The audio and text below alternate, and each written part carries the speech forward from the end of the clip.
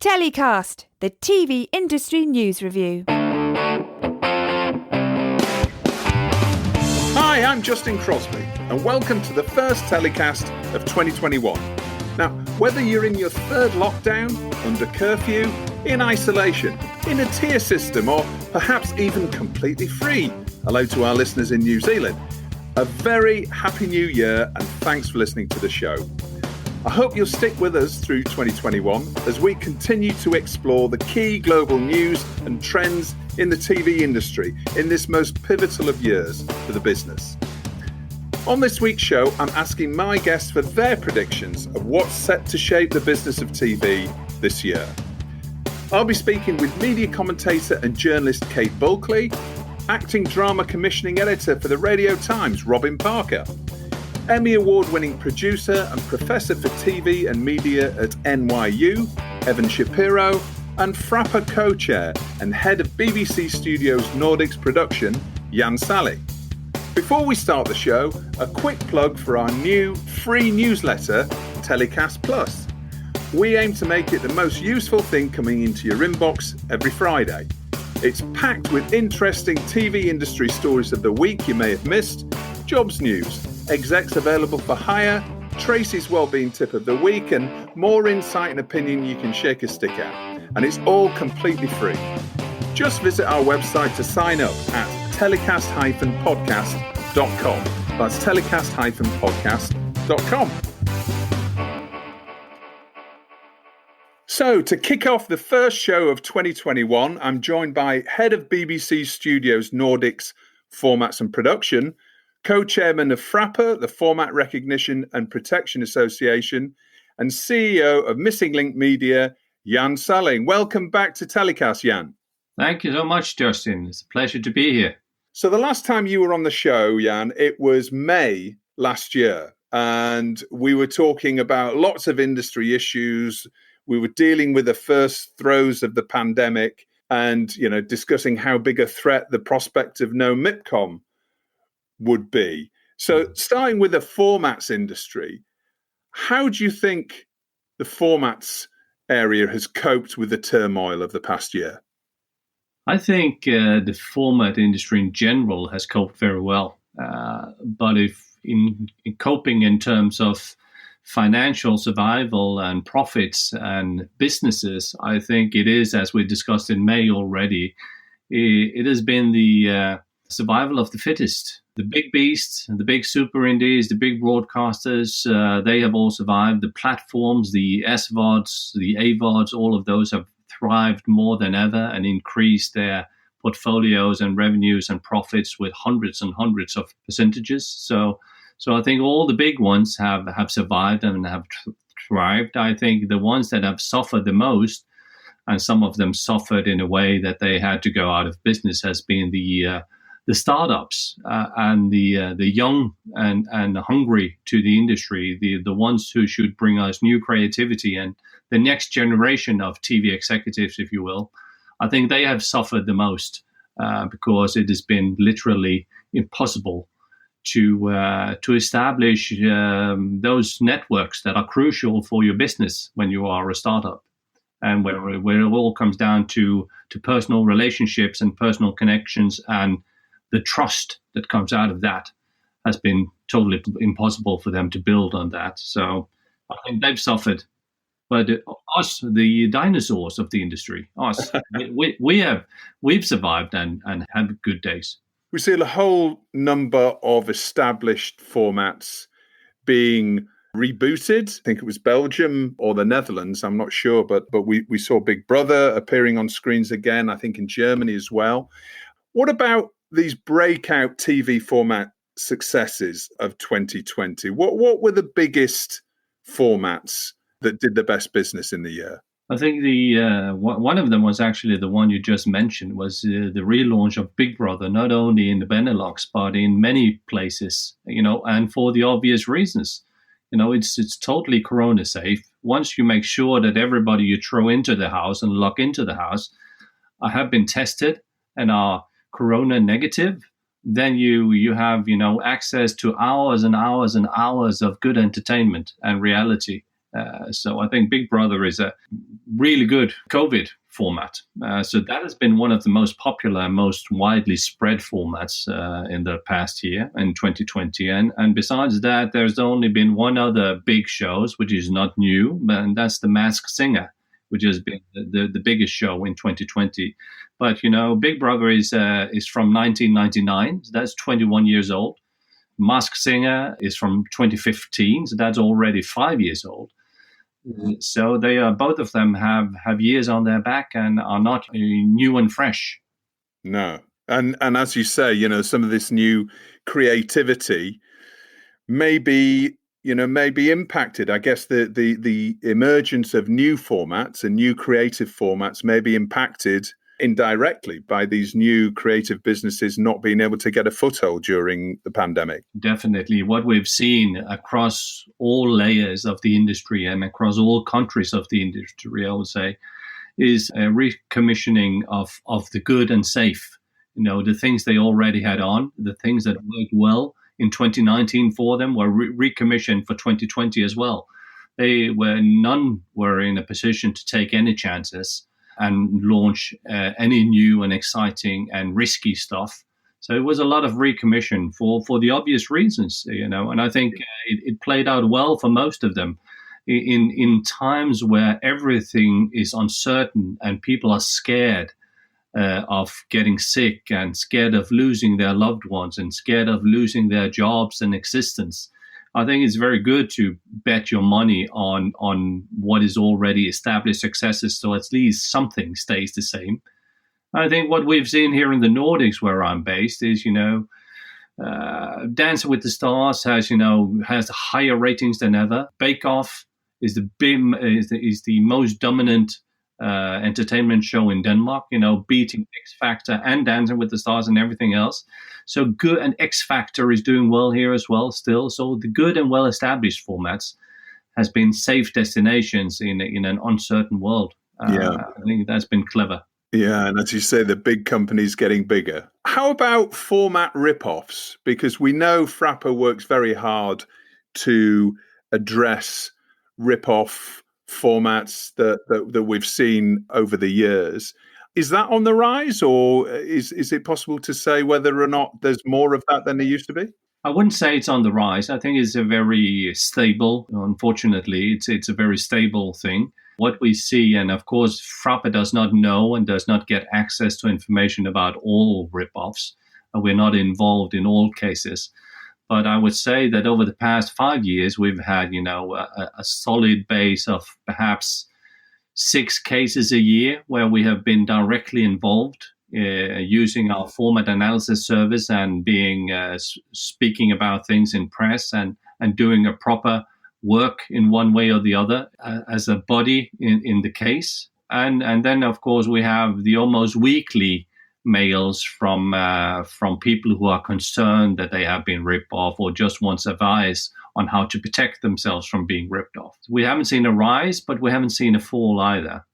What we have seen, which is a new thing in the past year, is a new breed of rip-offs, if you will. Yeah, a new way to rip off things. And that is, we've seen distributors being neglecting their responsibilities, I would say, by allowing clients to buy their formats and then changing them to something which is similar to something else already out there. In another context, they buy something which genre-wise is almost similar to something already existing, a big brand out there, and then they change it.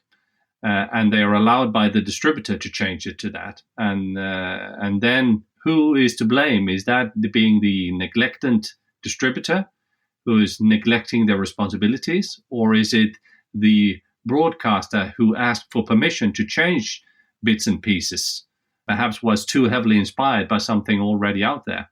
But they said we were allowed to, and it's based on another format. We just changed it and flavorized it for local appetite. So that's a new and interesting and very disappointing way of making ripoffs. And we've been directly involved in 2 of those cases ourselves. One being The Masked Singer, where we were also publicly speaking about that. And another session we've had about with the same has been I Can See Your Voice, which has also been a huge hit around the globe. So FRAPA has been directly involved in those two cases. Right. It's not just networks and producers that are perhaps at fault here, but we're seeing, distributors are also potentially, involved either directly or indirectly in format ripoffs. That's really interesting. Yeah, they are. They are, of course, also, as everybody else, just trying to make a buck and survive in these days. But it doesn't take away that they have a responsibility on behalf of the entire industry and on behalf of the industry that they belong to and make a living from. That they also have a responsibility to be good guys and treat IP as it should be treated. As we go into 2021, I'm asking everybody on the show this week what the key trends they think is going to affect the format industry. How do you think the formats industry is going to develop over 2021? I think I touched a bit on it in May, but that's a long time ago. So I might recap a bit, Justin. Yeah, I'd say what is good about all of this staying at home time is that people have developed and new formats and have been thinking about new formats more than ever because they had nothing else to do. So the development phases at various companies have been more intense than ever. So there are shed loads of great ideas out there. And I would say besides the obvious ideas, which is digging into fields like the rise of e-commerce or remote technology or remote working and trying to come up with a great format on those platforms, I would prefer that, but it also comes down to me living in the Nordics, come down to finally saying with the reflection, with all the time to reflect on things and what is important for us, missing touching people and hugging people and missing being with our loved ones and missing the freedom to travel and all of those things. I think finally we will see a huge, huge rise of what has always been big in the Nordics is entertainment with a purpose. It needs to be relevant. So my prediction for 2021, once the current pandemic lets go a bit, which will probably around summer, hopefully, I think that the simple and relevant formats, the ones we can mirror ourselves in, will be the ones that becomes water coolers and the ones that stay on and the ones that get to travel.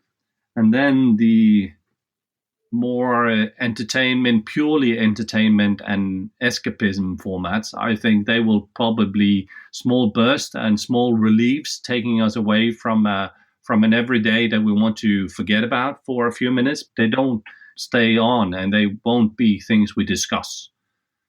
So I think entertainment with a purpose, and who touch in an entertaining way on the big reason why something is going to be the formats that kick off in the second half of 21. I don't think we will see any new, innovative, great stuff in the first half of 21. But in the second half of 21, I'm really positive that all this creativity is going to come out like in the famous ketchup effect. That would be fantastic. And it's interesting that we had Ben Page, CEO of Ipsos Mori, on the show before Christmas, and he was talking about consumer trends towards make, do, and mend, and more simple pleasures. Those are the sort of things that are going to perhaps chime with consumers and what they're going to be looking for. So entertainment with a purpose, something around simple pleasures. That's the key tip for the year, right? If you're a producer, finding the true pleasures of what is just around you. You see how people, when they have a chance, get out into nature. How you've seen some shows and some interesting blurbs out there where we can't travel around the world and get on a plane to Thailand anymore.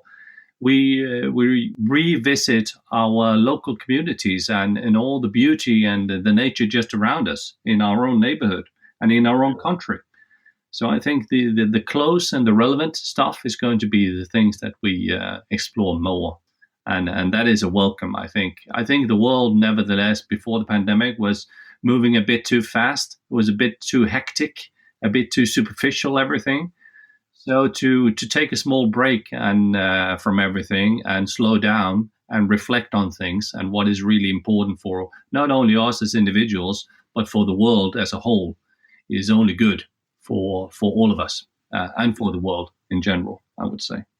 Jan, thank you so much for coming on the show. Happy New Year to you. Thank you. And the same to you, Justin. I wish you all the best with everything in 2021 and I look forward to seeing you at MIPCOM. It's going to happen this time, MIPCOM 21. We are going to be sipping rosé on the croissant in October. I can taste it already. Yeah. Thank you, Jan. Thanks a lot. So my next guest on the show is Robin Parker. Welcome to TellyCast, Robin. Nice to be here. So you're currently working as drama commissioning editor for the Radio Times, which is one of the classic UK-based consumer publications focusing on TV. Can you give us a bit of an overview of drama output in 2020? I mean, was it a classic year?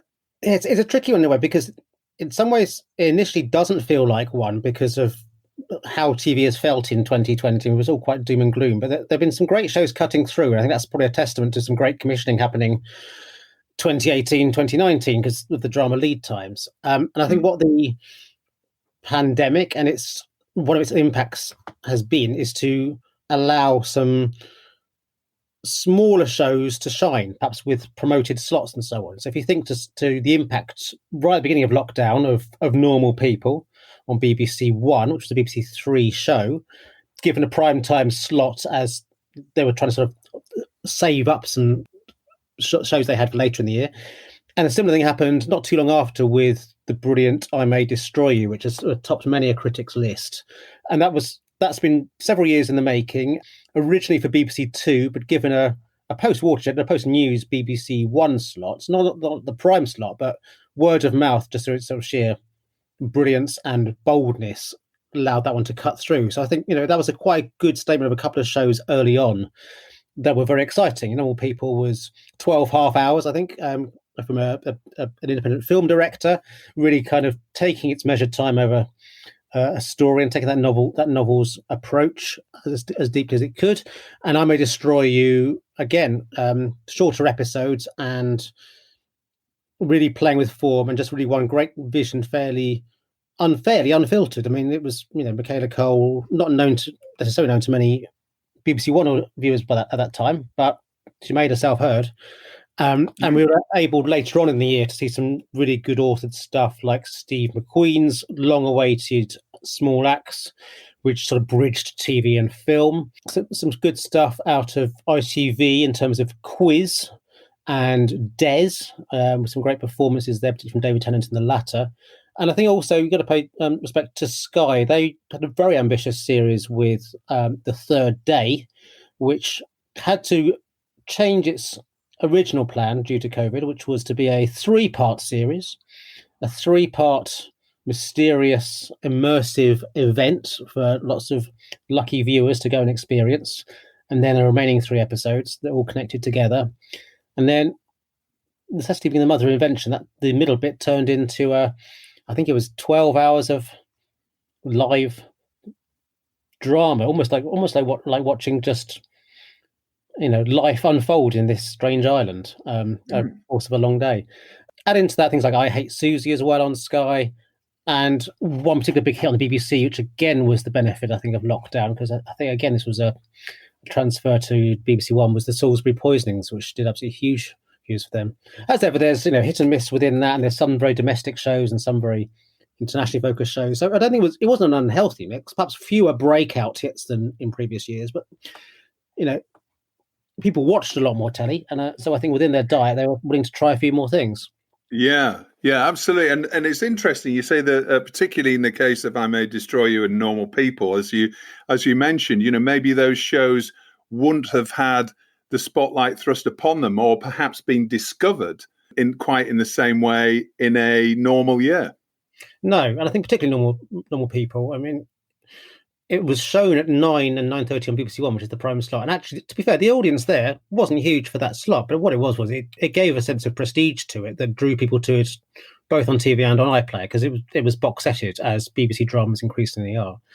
One I didn't touch on there actually as well was Channel 5's All Creatures Great and Small. Now, it's nothing revolutionary in a sense, but it's a very welcome addition to the TV landscape, and I think hit the spot perfectly.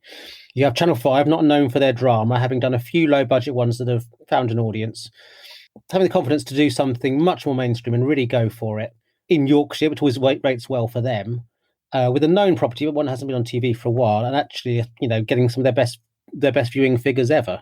So it's not all I May Destroy You. It's not all kind of ripping up the form and telling new stories. It's also providing viewers with some comfort at a difficult time. And I'm sure some of the shows people were rediscovering on streaming services were much the same.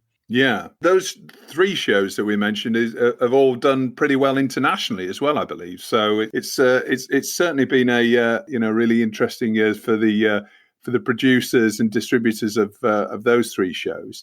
We heard a lot about the golden age of scripted. This was a term that was really been bandied around prior to the pandemic when it hit in March. Do you think that now that this, in inverted commas, golden age is over? Yeah, it's a difficult one, isn't it? I think a lot has been put on pause, or a lot has been recalibrated or delayed. But I think the appetite's definitely there. There's a captive audience, quite literally, in a lot of places who want to be entertained. Netflix has still got deep pockets. We'll come on to that in a little while. And that's just unveiled Bridgerton, which I think has instantly become one of their biggest shows of all time. So I don't think there's a lack of ambition. I just think perhaps it's just spread a little bit more thinly.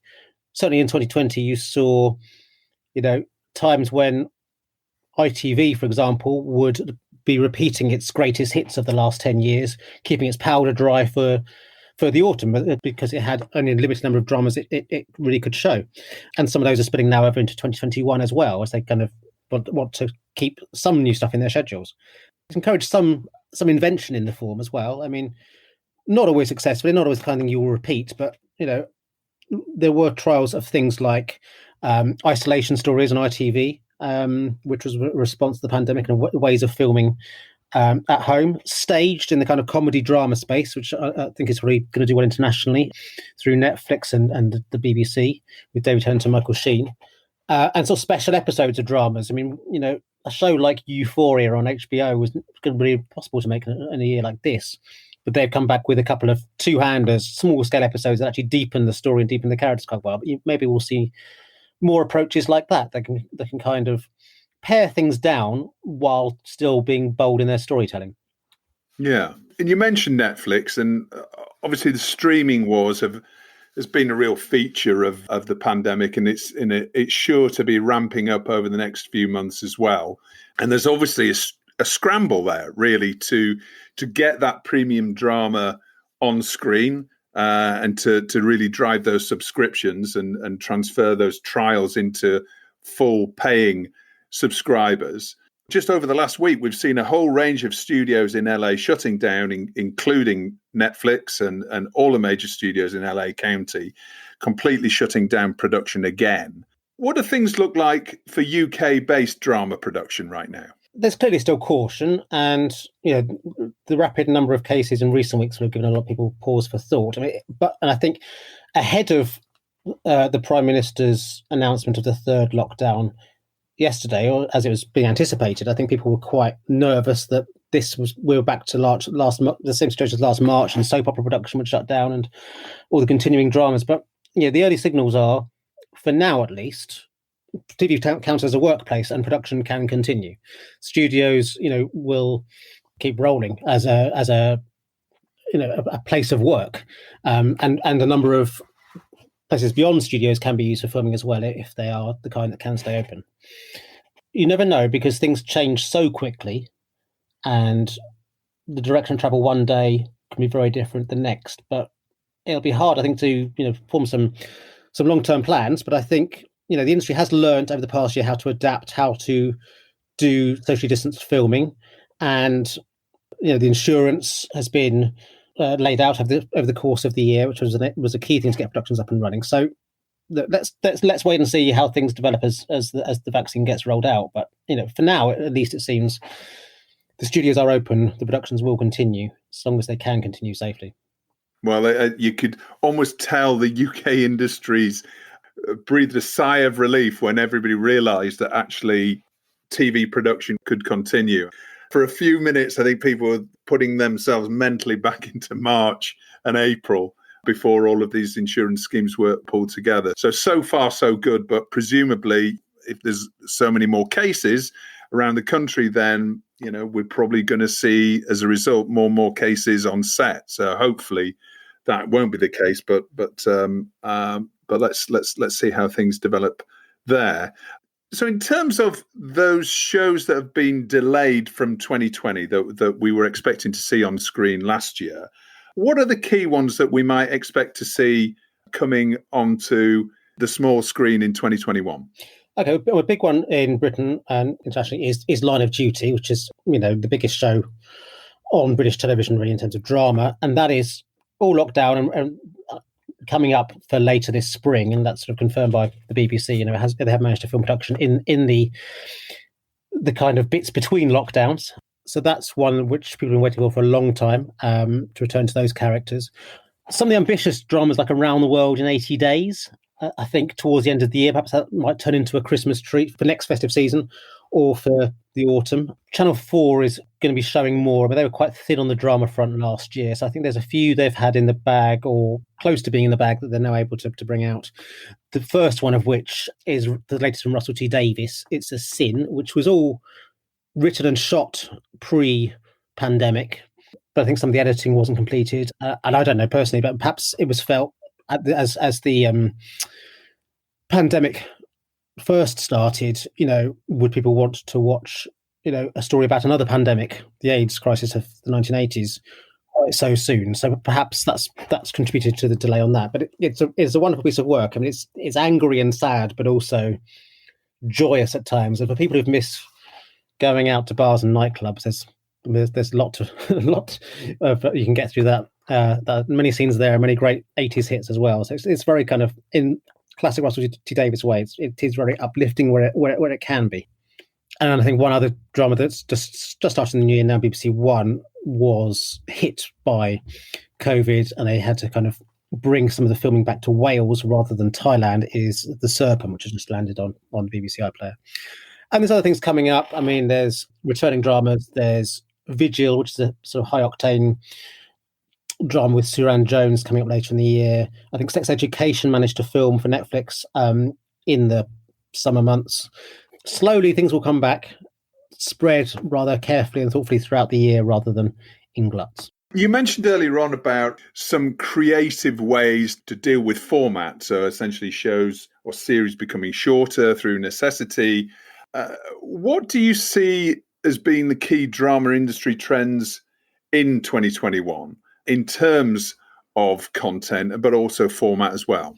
There's definitely going to be a drive to the familiar and, where possible, the feel good. I don't know, the Death in Paradise guys pulled out all the stops to get that back on air in its traditional first week of January, and there'll be more All Creatures Great and Small, hopefully, depending if they can film safely. Revivals of some previous hits that are taking new forms, like Dalgleish, which is happening for Channel 5. And I think also, we're going to see the fruits of some of the work that the team behind Water Presents have done in terms of bringing international drama and adapting it for the English market. So we have Professor T with Ben Miller, a new detective drama for ITV based on a Belgian show. And Channel 4 is adapting another European drama, Before We Die. And these are both through Eagle Eye Drama, as I say, which is kind of spun off from Water Presents. So there's some interesting things there. ITV has quite a backlog of crime and serial killer based true life drama, which did well for them last year. But there's a worry that let's have they space that out over the course of the year, because it could be quite grim to have too much of that too close together. Well, we have been due to see some of the first responses to the pandemic beyond kind of the Zoom storytelling. And I don't have the information yet on where we are with this, but Channel 4 was lining up a drama in care homes by Jack Thorne called Help. So I suspect we'll see some dramas that reflect the UK communities perhaps some feel-good responses to kind of community spirit in lockdown, but also I think with one eye on how you tell those definitive stories at a time when things are constantly changing. Perhaps the way that the government has struggled to contain the pandemic, I think it's probably only a matter of time, isn't it, before that's dramatised at some point in time. Yes, I think, a James Graham or similar has his pen wielded, just trying to find the right moment to tell the story. And I suppose there's also speculation on the international stage as to when people will feel comfortable to tell the Trump story. You know, do you tell the Trump story while he's still out there making noise? Or do you kind of wait for him to have told his part of the story, if he ever would stop, and settle down to kind of look at the behind-the-scenes shenanigans there? So there's stories that are ripe for the picking, but I think those big international ones are going to be some way off into the future, sadly. It may all look quite domestic this year. In an age of facts being stranger than fiction, then we can look forward at some point to some more entertainment that tells the story of the times that we're living in. But Robin, fantastic to have you on the show. Thanks very much for coming on. All the best for the new year to you. We hope to speak to you again very soon. I look forward to it. Thank you. My next guests on the show are media commentator and leading industry journalist Kate Bulkley, an Emmy Award-winning producer and professor for TV and media at NYU, Evan Shapiro. Happy New Year. Thanks so much, Justin. Nice to be here. Yes, thanks so much. Here we are, January 2021. Who knows? Perhaps we're going to look back at this time as a really pivotal moment in the TV industry in many ways. So I've asked you both to stare into your crystal ball and come up with a few predictions, a few thoughts for key TV industry trends in 2021.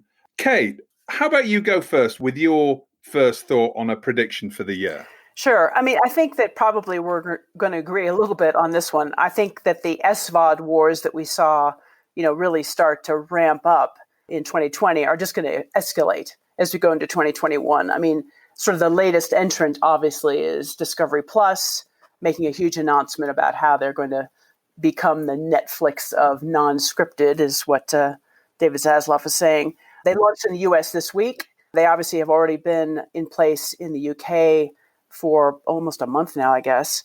And the thing that I think is interesting about the escalation of the SVOD wars, and I'm sure Evan can talk about maybe some of the programming trends, but for me, from the kind of distribution side, that is really interesting what's happening, because there's a race to get on the right devices, the right platforms. As we know, Discovery Plus signed a deal with Sky in the UK and Verizon in the US, and now they've done this big deal with Vodafone in 11 countries around Europe. So it's all about, how do you get on the right platform in front of the right number of people, and again, try to convince them that they want to pay for your app, your SVOD service, as well as, the 2, 3, 4, 5, maybe even 6 others that they may have been paying for during lockdown. So I think that's really fascinating. I think that's spot on. In the old days in the United States, it's the affiliate play that became really important. You had to get on Comcast and DirecTV and Time Warner, et cetera, et cetera. Now that's being replaced with the device or platform or portal, concern, which Kate just very well articulated. But I also think so Discovery is the last probably great entry into the SVOD or streaming wars. There are other people who will get into it, but now that the big players, Disney, Apple, Warner, HBO are all in it, Discovery is really the last big American publisher to get in the game. I think the major consideration is not whether or not people are going to subscribe to 6 or 7 of these. Most people will. Most people, or better than half of the American households, will cut the cord, stop paying for cable or pay TV, and switch over to some combination of SVODs. The question is, I think, rather, what's the business model? Because crucially, Discovery has an ad-supported model and an un-ad-supported model. Peacock has a non-ad supported model, but they're not really focusing on it. They're focusing almost everything on their ad supported model. And those don't seem to necessarily provide enough revenue to support the programming it takes to make these things work. And audiences have been trained by Netflix and Amazon Prime and some others to avoid ads. So I think the question is, after the SVOD wars really proliferate this year, what happens to the economics on the other side of it? Yeah, I mean, I totally agree. And I think that we're going to see different iterations of that depending on if you're in the US or outside of the US. Discovery Plus, as you say, the last great sort of publisher to get into it, they've got a very much more nuanced approach because, again, they've had a different kind of distribution internationally than, say, a Disney or an HBO or even a Viacom, who've basically been selling their channels to third-party platforms, if you see what I mean. And Discovery owns channels and has already gotten, let's say, a little bit of a ramp up in terms of their Dplay product, which is a direct-to-consumer product. So I think you're right. What is the business model and who's going to be able to pull that off? And a lot of it's going to come down to, how long can you afford to lose money on this? And Disney, very smartly, I mean, you think of how apt Bob Iger was when he set this all up. And he sort of said, look, we're going to lose a lot of money because we're going to lose all that syndication revenue is going to disappear. We're not going to make money right away. We're going to be pouring money into original content. That's the paradox of this all, is they're not losing any money.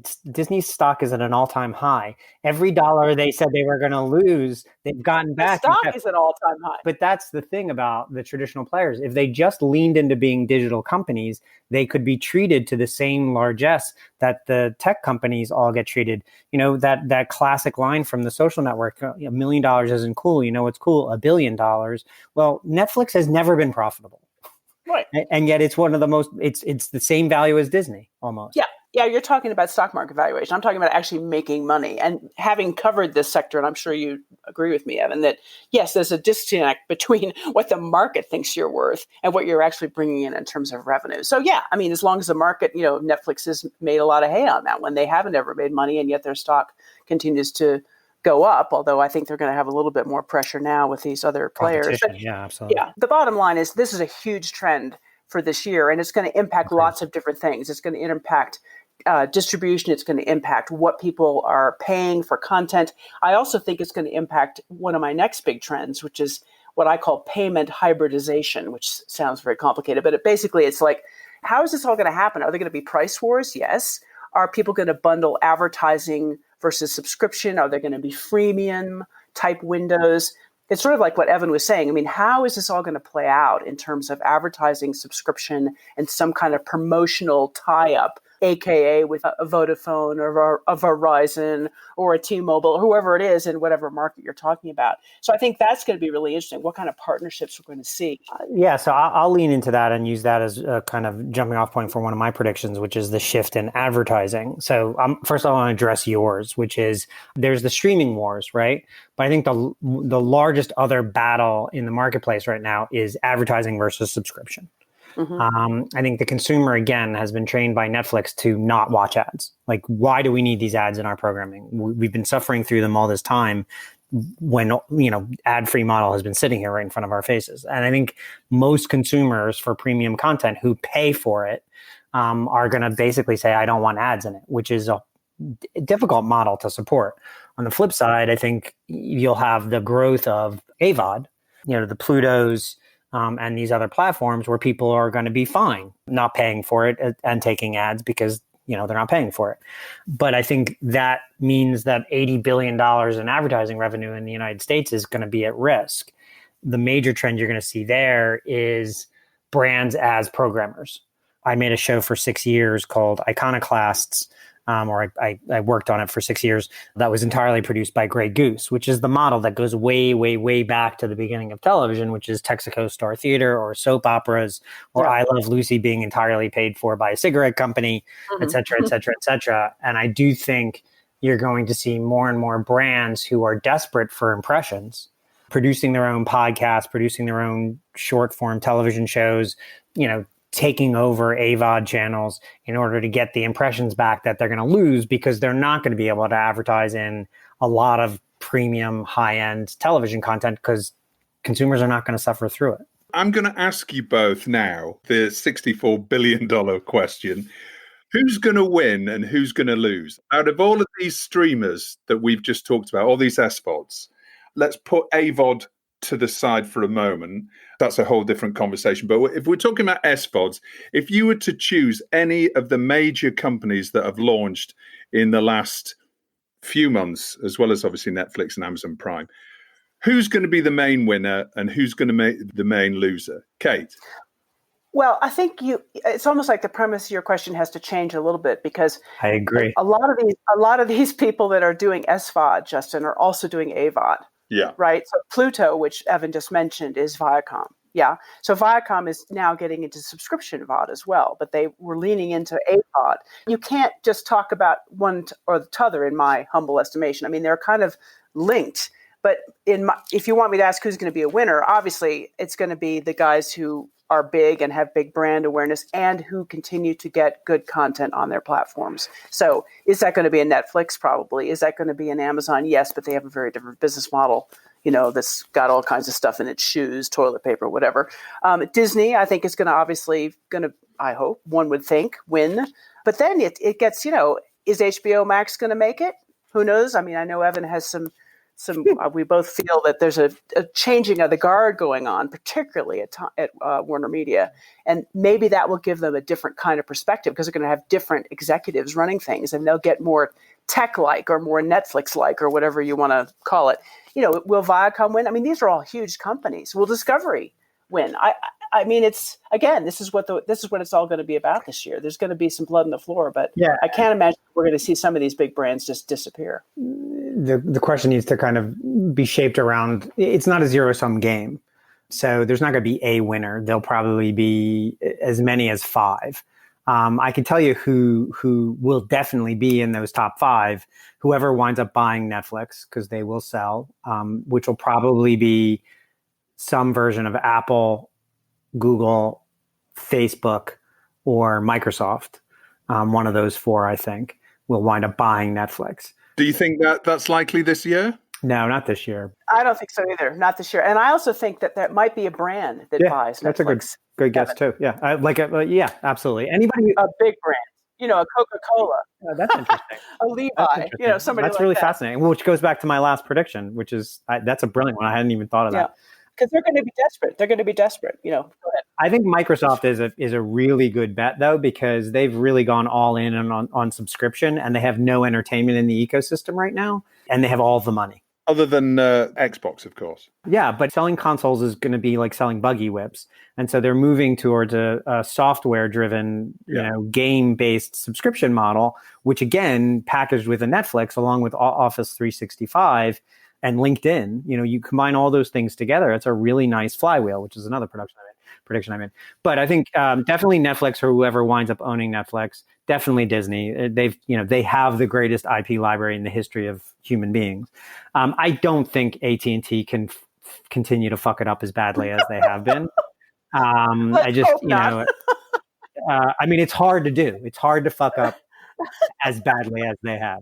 You have to really try hard to have 36 million active subscribers at launch and not be able to convert any of them. That's a gross malpractice. Yeah. But they've started to right the ship, although very clunkily. Moving all their films in 2021 to HBO Max day and date is a great start, and that will definitely help them. Obviously, there's been this huge outcry in Hollywood in terms of talent. There's been an absolute outrage from the agents, from talent. I call it faux rage. Yeah. It's total bullshit. They just didn't get the phone call. That's the only thing they're upset about. They all understand that this is where the model is going. They all know that the money is going to be replaced. They all know that they're going to wind up making as much money on the front end as they used to make on the back end. Like, it's just that Kilar didn't make the phone call, and they're pissed. Exactly. And by the way, they're right to be pissed about that. But that's what it's about. It's not a real disagreement. They all think it's about, this whole thing, Justin, when you hear them say, oh, cinema, we need to have our release in the cinema theaters. And that's great. But they know they're going to make the money on the quote, the streaming platforms, because that's where everybody is leading into. So I agree with Evan on that one.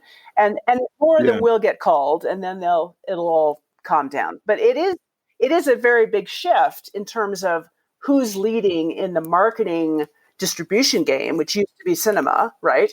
And it's shifting to streaming, and that's not going to be comfortable for some people.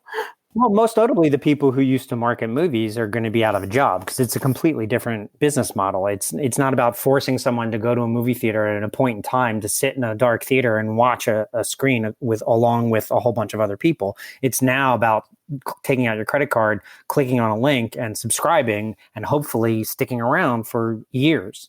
Therefore, the business model is substantially better. The lifetime value of somebody who buys a ticket to Wonder Woman in the theater is $15. The lifetime value of somebody who subscribes to HBO Max is, if you do your job right, $500, $600, $700, $1,000. And that's a completely different business model, but it's also a tremendously different marketing lift. I don't think, the major players who are around now that I don't see lasting in the streaming business, I can't imagine Viacom makes it. They're just clearly not taking it seriously. They're selling their best programs. Emily in Paris was an MTV show that they sold to Netflix. Today, they announced that they're doing distribution deals for MTV and Showtime and the rest of their channels on Hulu. Yeah. But they're also growing Paramount Plus. I don't understand that. I think Backish has done a nice job in the last year, righting the ship. But long-term strategy, it seems schizophrenic at best. They're trying to do everything at once, which is sort of like Bob first leaned into AVOD and thought, I'll just keep my regular customers that were on the regular platforms, and I'll do a little AVOD, and that'll be the growth area. And I'll be that. He actually said, I will be an arms dealer to everyone else, right? I will sell my content to everyone else. Then why fuck around with Paramount Plus? Like, what? Right. And now he's changing and saying, now we're going to go direct to consumer. So I agree with you. It's schizophrenic. And I think that they have the most, let's say, to lose, if I would put it that way. Well, again, that's another company that's going to sell. If you look at that map that I did of the media universe, you can tell who's going to sell and who's going to buy. It's clear as day. There are 5 companies worth, $1 trillion or more. And then there are a bunch of companies who are worth $300 million or less. It's just buyers and sellers. And Viacom at, a $20 billion valuation, which is substantially better than when Backish took it over, but still not with enough mass to compete with these humongous companies.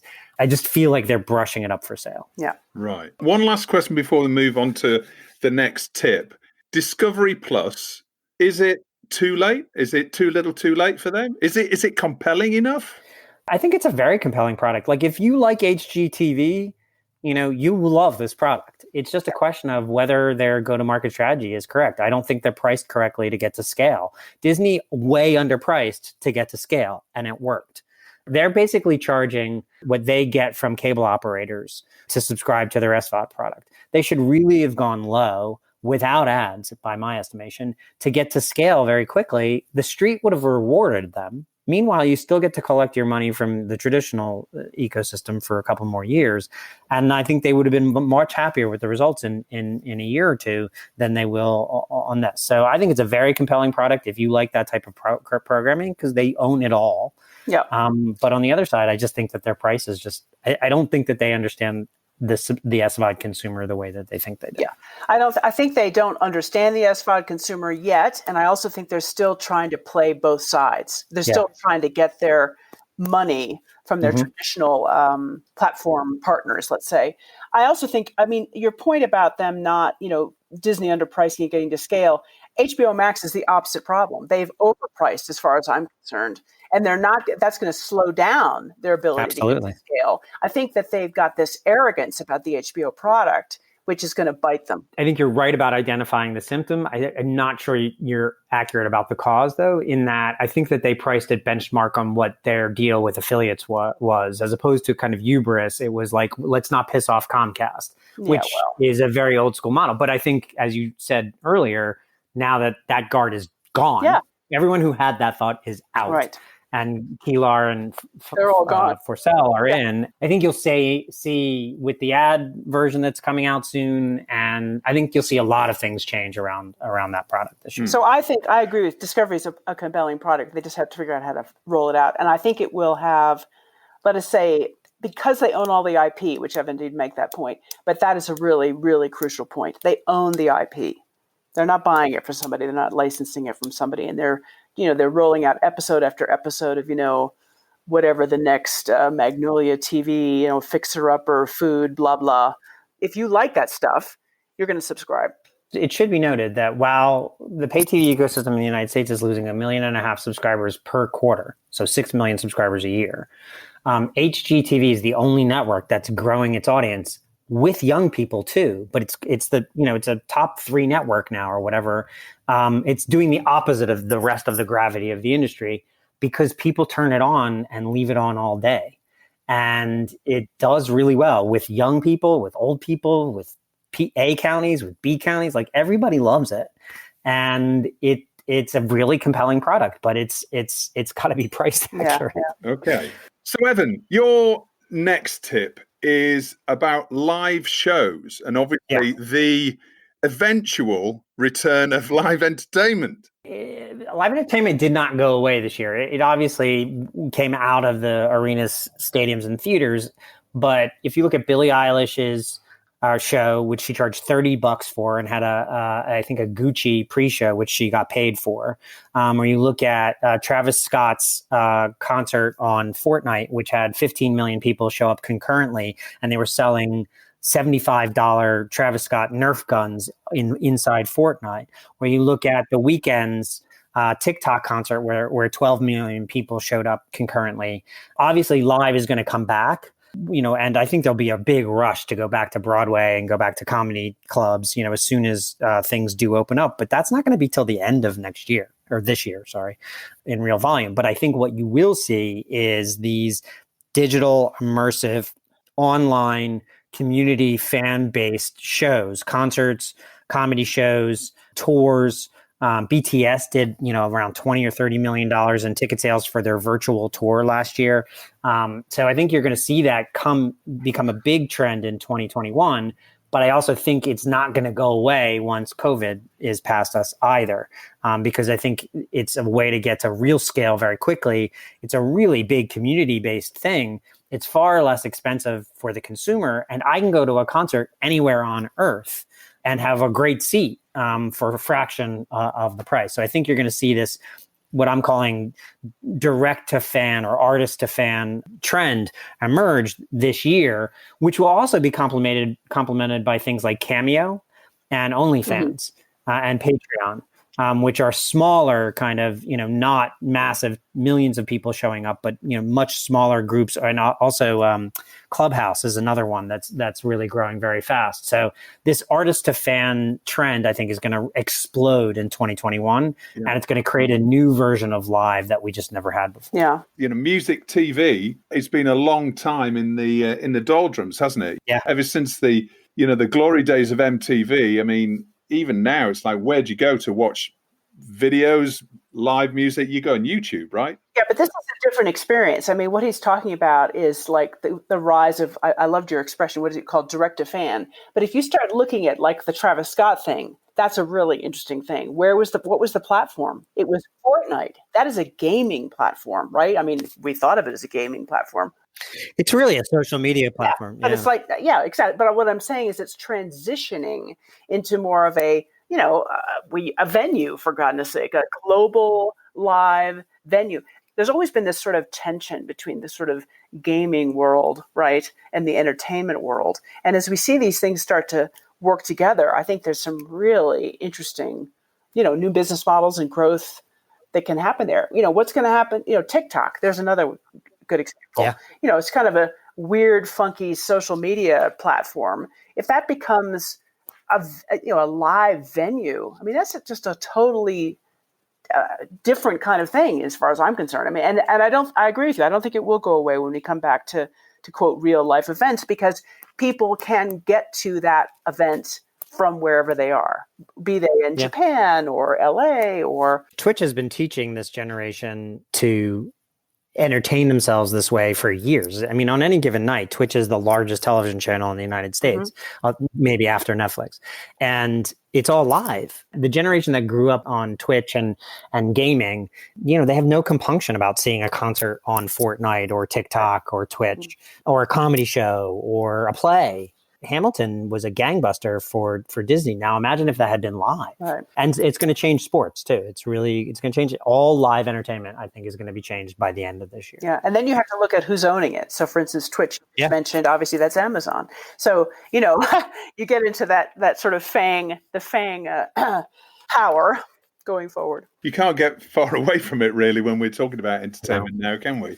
So, Kate, your next tip, you're looking at Roku as an interesting player in the market this year. Well, I guess my trend that I was thinking about this, I was looking at what Roku kind of has been around for a long time, but suddenly they've kind of, let's say, come above the parapet. And of course, now we know they're trying to get Quibi. They're trying to buy Quibi, which of course fell into flame. Just the content. Yeah, just the content. Yeah.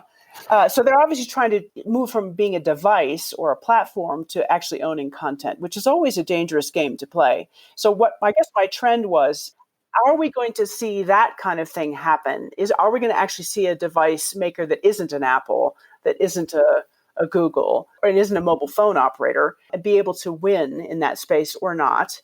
Or are we going to see the rise more of, let's say, what I call the local streamers getting their act together, as opposed to a sort of another device play coming in and trying to harness that market in various local markets? So I guess that was my trend. I think Roku does sell this year. I think they'll be. Yeah, I think once they beef themselves up, they'll probably be bought. Yes. And again, I would go back to Microsoft, Facebook, Google.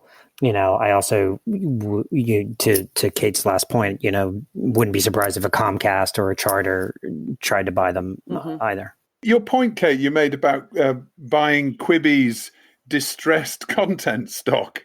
That is a strange move for them because, as you say, I don't believe that they've ever moved into content.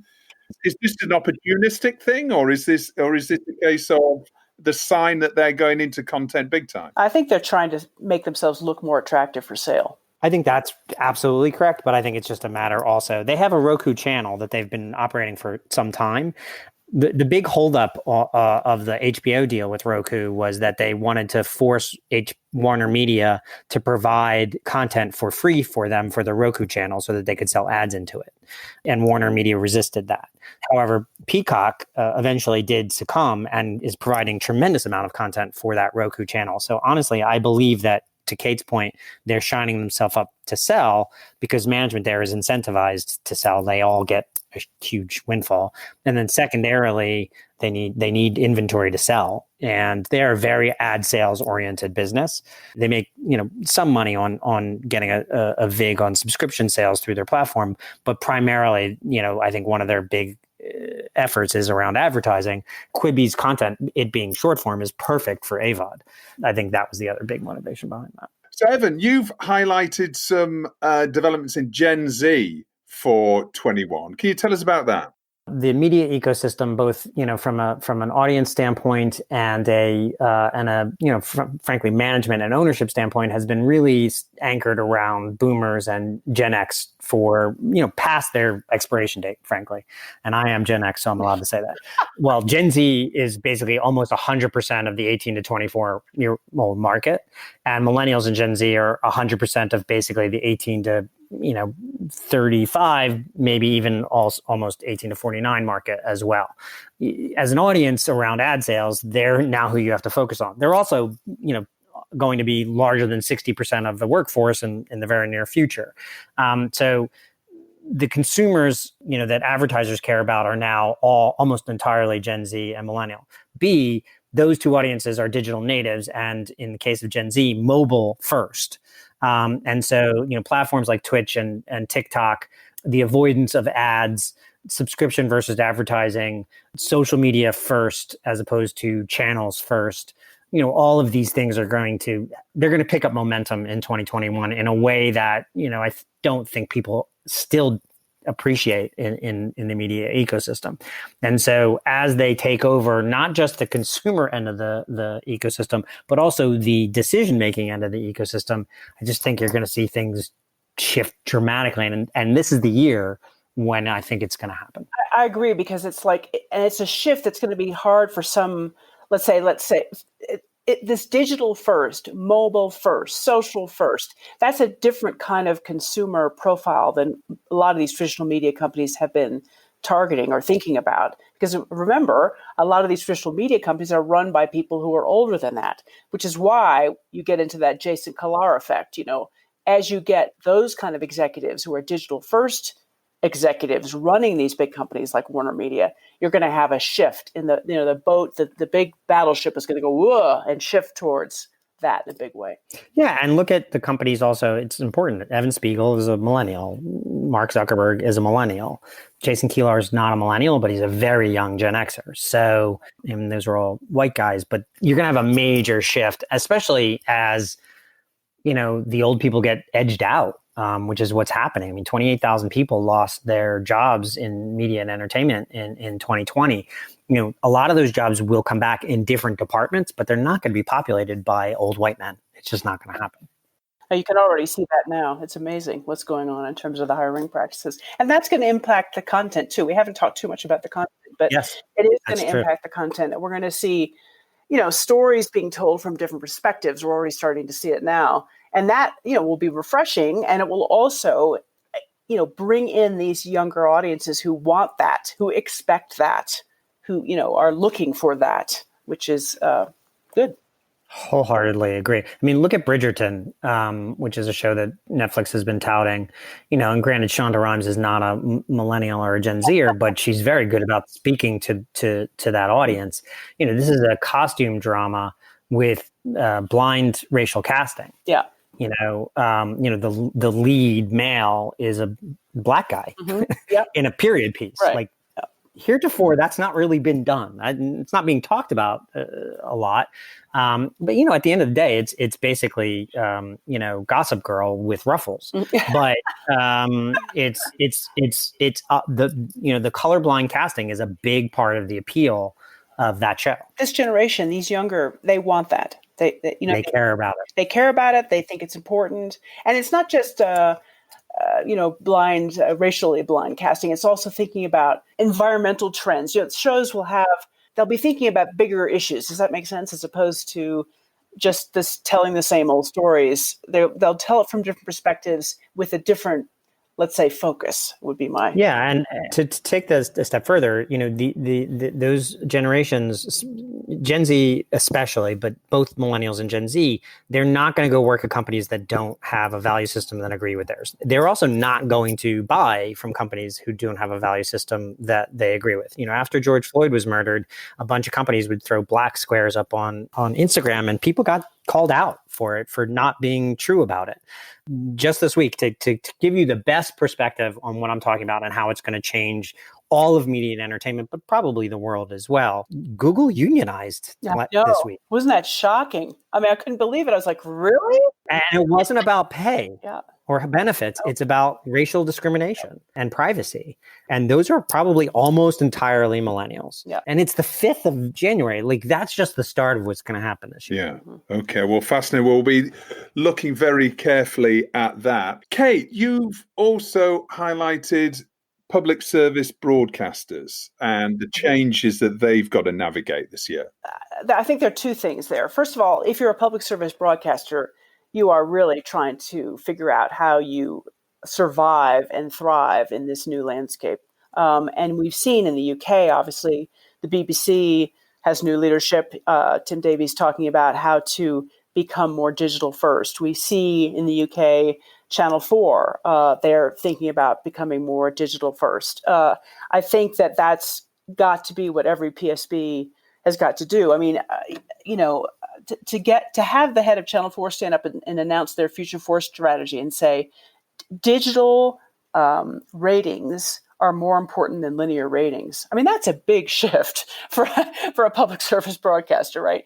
iPlayer obviously saw their usage up in 2020 tremendously because, of course, TV was being watched. I think it was up 33% in 2020.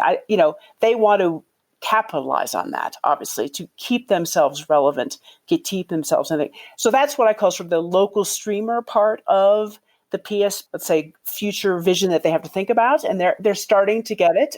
You see it in France with Salto, which is a streaming platform.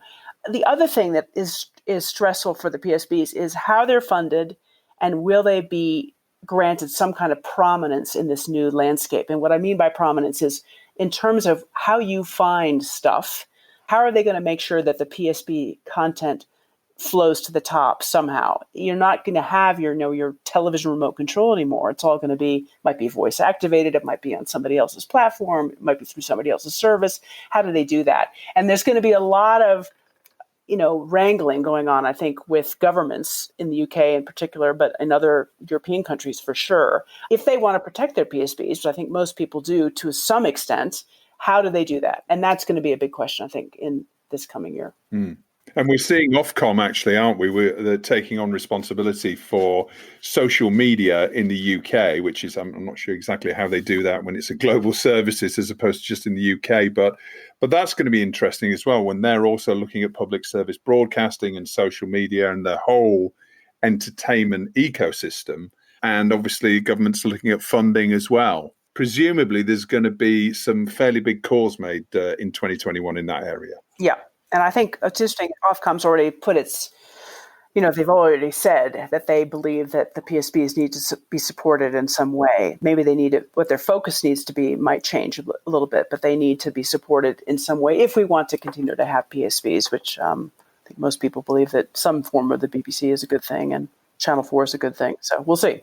Yeah, the only thing I would add to that is to look at the United States market and the public broadcasters here. NPR has morphed itself from a radio enterprise into, top 2 podcaster in the United States, almost overnight, to be honest with you, which is kind of miraculous. On the flip side, PBS, if you go to their website and you look at how they describe themselves, they talk about how they're, one of the largest linear television networks in America, which is kind of like being the least drunk person at a keg party.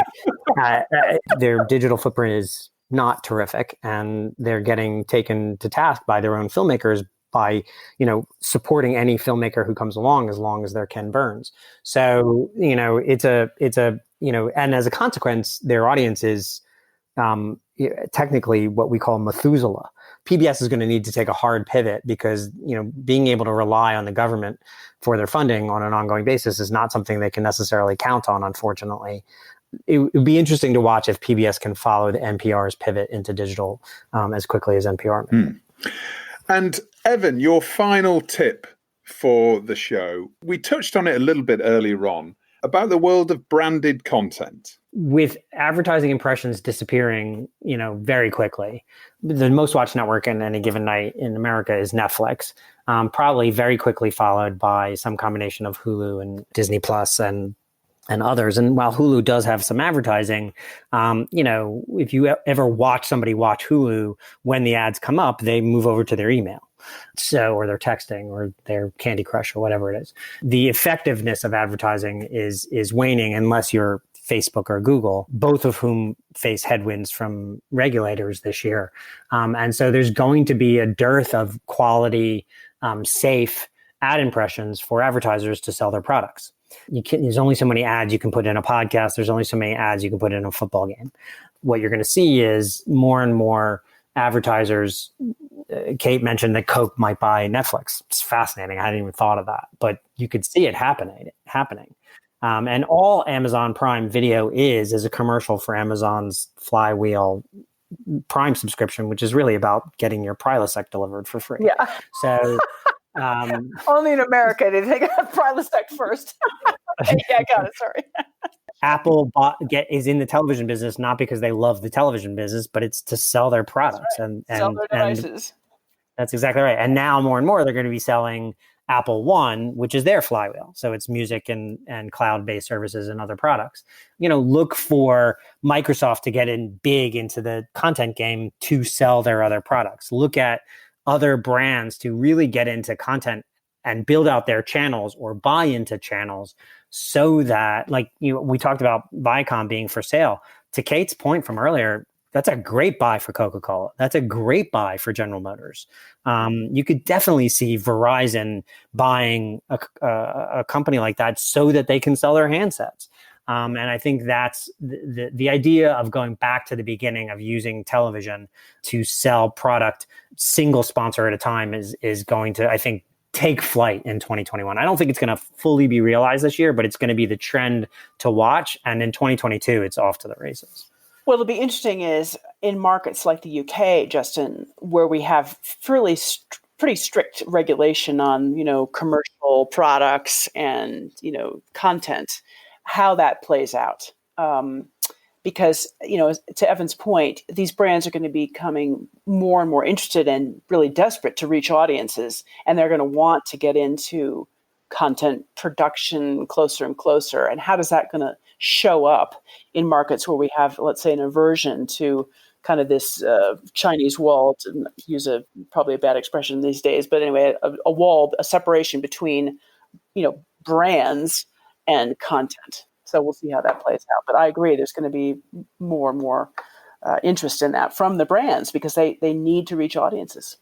Yeah, fascinating. Well, listen, thank you so much, Kate and Evan, for coming on the show again. It's been really fascinating to hear you look at all of those different tips for the year. Does it feel a particularly pivotal year in the TV industry? Yeah. Yes. Yeah, I think it does. I think it always feels that way a bit in the media industry. Yeah, but I think the acceleration of change that came because of the pandemic, you usually see great waves of change, like monumental change after major crises like these. So after World War II, after the Great Recession, things really do change because capital becomes newly available, but also I think it laid bare the major issues that the industry was already having.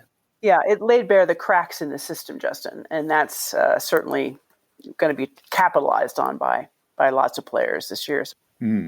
Happy New Year, and we'll see you in person very soon. Happy New Year. Thank you. Well, that's it for this week's TellyCast. Thanks for listening. Don't forget to rate and subscribe to the show and share it with friends and colleagues. And don't forget to sign up for our new free newsletter called TellyCast Plus.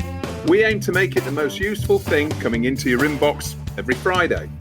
It's packed with interesting TV industry stories of the week you may have missed, jobs news, execs available for hire, Tracy's wellbeing tip of the week, and more insight and opinion you can shake a stick at. And it's all completely free. Just visit our website to sign up at telecast-podcast.com. telecast-podcast.com. TellyCast was edited by Ian Chambers and recorded in lockdown in London. Next week, we're talking LATAM markets, the Spanish TV industry, and getting to the bottom of US TV syndication, as it's time once again for NatP Miami. So, until next Thursday, as always, stay safe.